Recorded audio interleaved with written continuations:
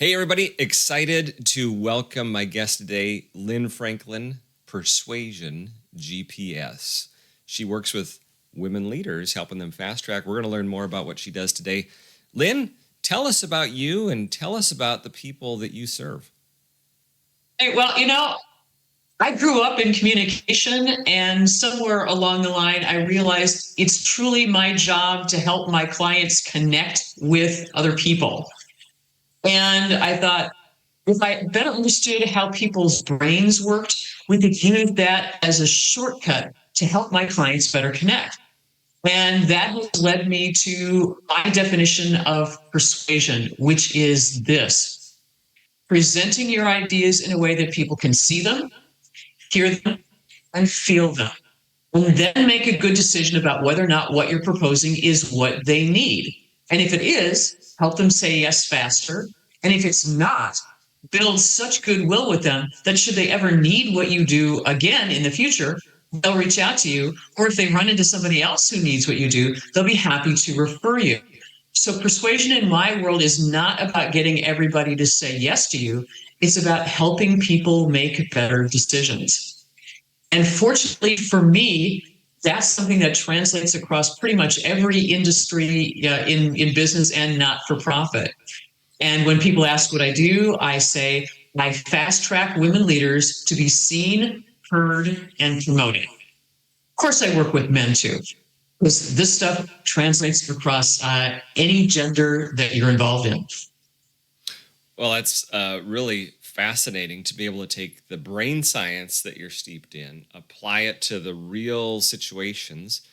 In your case, your target audience, women leaders who are looking for those accelerator buttons, and bringing those tips to bear in what are some of the ways that you deliver that transformation to women leaders? Okay, well, thanks for asking. First, I do one-on-one communication coaching.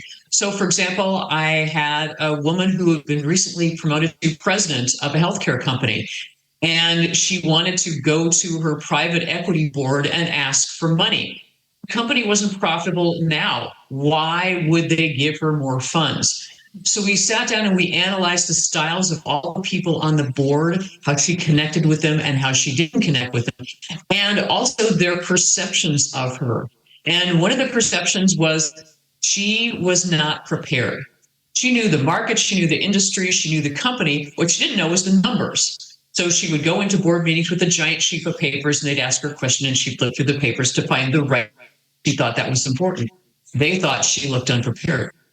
So what we did was we took her entire presentation. They told her she'd have 45 minutes. You never have 45 minutes on a board meeting. And so I said, all right, we're going to put your entire presentation on one sheet of paper.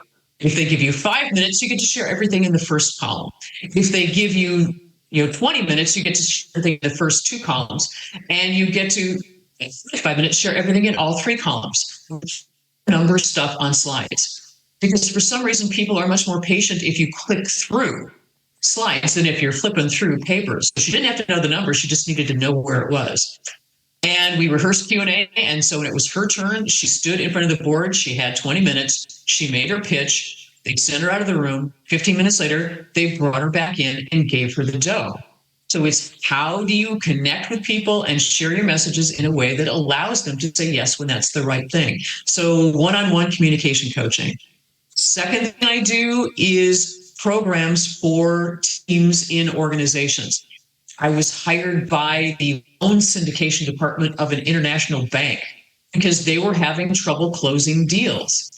And the issue after I interviewed them and did the research was, hey, loan syndication people, they're all detail oriented. They're interested in deadlines, which is what you want from your loan syndication people. But the issue was they were working with relationship managers who had the relationships with the clients who were either in the loan syndication or the ones who are going to buy it. And these people weren't returning their calls. They would say, but if you don't get me the information, we won't be able to close the deal on Friday. Well, deadline driven. So that was not a motivating factor for them. And so ultimately, one of the strategies that we employed was at the end of every deal, the loan syndication people would go to the relationship people and say, hey, I'm sure there are things I could have said or done that have made this a better experience for you, this last deal. So please give me your feedback. and then sit down, take notes, and shut up, which is exactly what they did.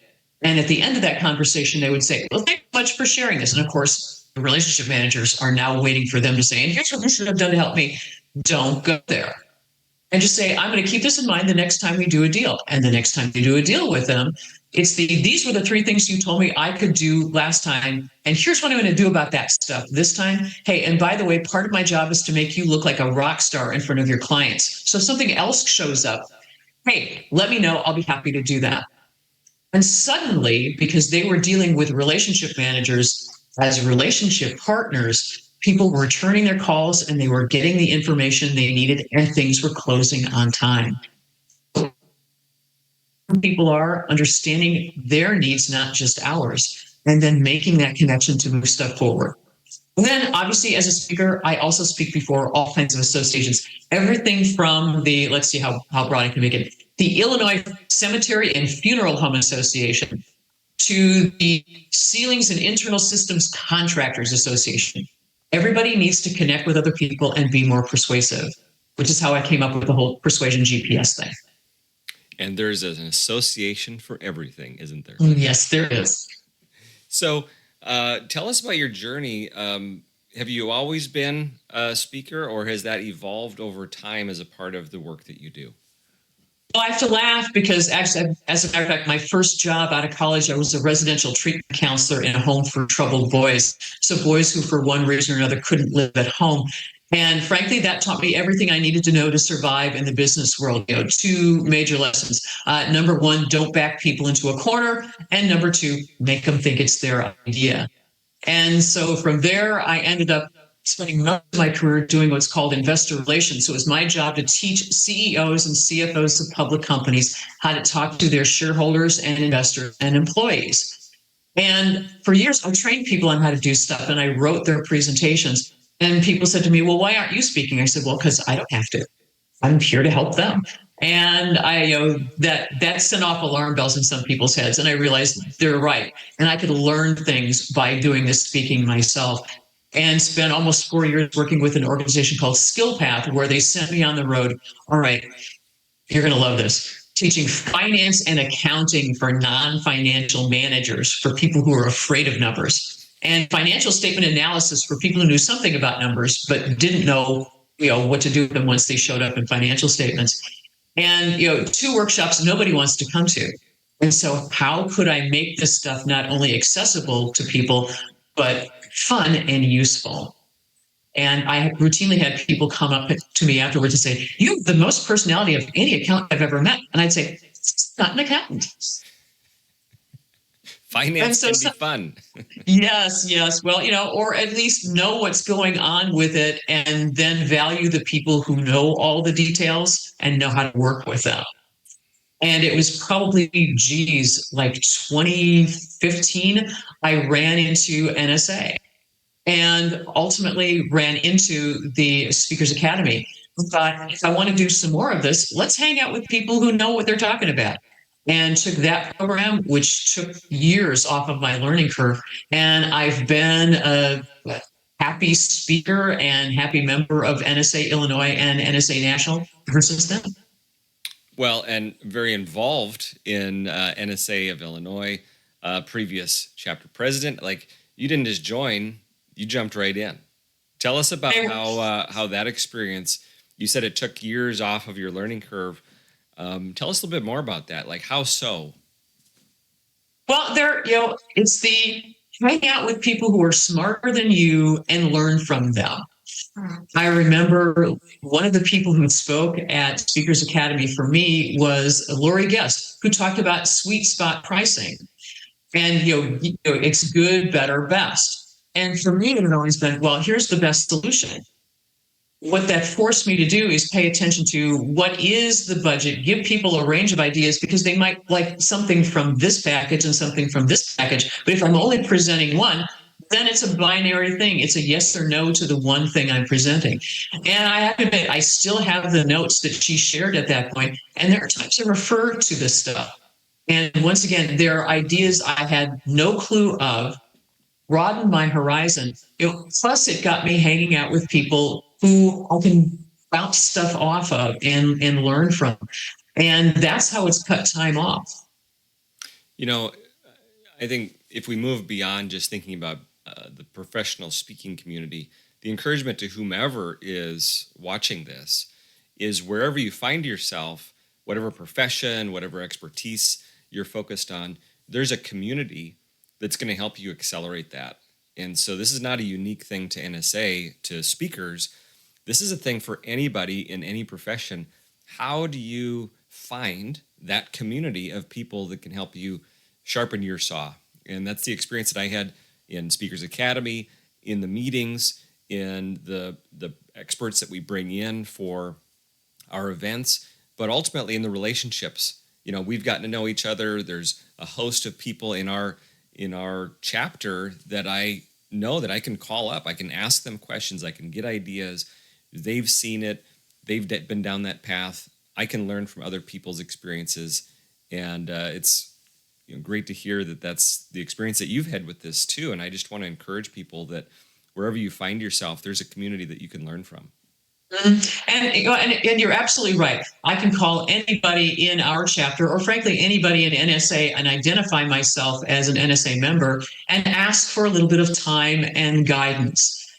And some of the people, as you know, some of the people in NSA Illinois have become my best friends. And I hear people talk about other associations, and people view themselves as competitors, and they don't want to share information because we're in the same industry. There are only so many clients. And so I'm not going to tell you what makes me unique or what I did to get a client, because you might then take that and you are my competition. One of the generosities about NSA Illinois in particular is people truly believe there's enough business out there for all of us. And when something works for me, I'm happy to share that with other people. And just as important, when things suck, as they do, there are people you can call on and say, "I'm having a really bad day today. Here's what's going on." And other people who say, "Yeah, I get it. I've been there too. And here's what happened for me." And the listening ear and the "hey, give this a try" thing. So because speaking can be a lonely profession, but not when you're in a community of other people who do it as well and want you to succeed as much as they want to succeed themselves. That's great. So let's bring it together here. If you were gonna write a postcard to yourself and you can send it back 5 years, what would you put on that postcard? What advice would you give to yourself of 5 years ago? Be very clear on the value that you offer and the people who need it. Because you heard me say, I fast track women leaders to be seen, heard, and promoted. 5 years ago, I couldn't say that. And one of the reasons I can say it is that there was an NSA Illinois program about what you do on the back of a napkin, which forced me to sit down and think, how can I succinctly talk about who I am and what I do? And that's, because I did so many things, and like so many speakers, it's like, well, I can do this, I can do this, I can do this. But when you do so many things, it's hard for people to grab onto what's important for them. So keep it simple and focused is what I would tell myself 5 years back. And the other thing, which is always important for speakers, is keep going and find other people to support you, to celebrate the good stuff, because we rarely celebrate the good stuff. We're so busy. Well, okay, that good thing happened. Now I need to move on to the next thing. When you know people well, you get to help them stop and celebrate the good stuff, as well as support them through more difficult times. And that's the blessings of this group. That's exceptional. Lynne, if people want to be connected with you, they want to learn more, where would you direct them to go? There are a couple of places. Like most speakers, I am on eSpeakers. So if you want to know more about the stuff I talk about, that's a great place to go. If you want to know more about who I serve and how it is I do that, there's my website, which is about as easy as you can get. LynneFranklin.com. And then there's also my LinkedIn profile, which has more current and up-to-date stuff about what it is I'm up to. And those are the three main places. Of course, on Facebook and Instagram and all that other kind of stuff. But Those three places are the quality information: the website, LinkedIn, and eSpeakers. Well, Lynne, thank you so much for joining me today, sharing the insights that you have, and for the work that you're doing, helping people be better connectors and better leaders. Have a great year. Thanks. It's been a pleasure. Thanks for doing this, Dean. And if you don't know this already, Dean is president of NSA Illinois, and he rocks. Thank you, Lynne. I'll send you your $20 bill here shortly.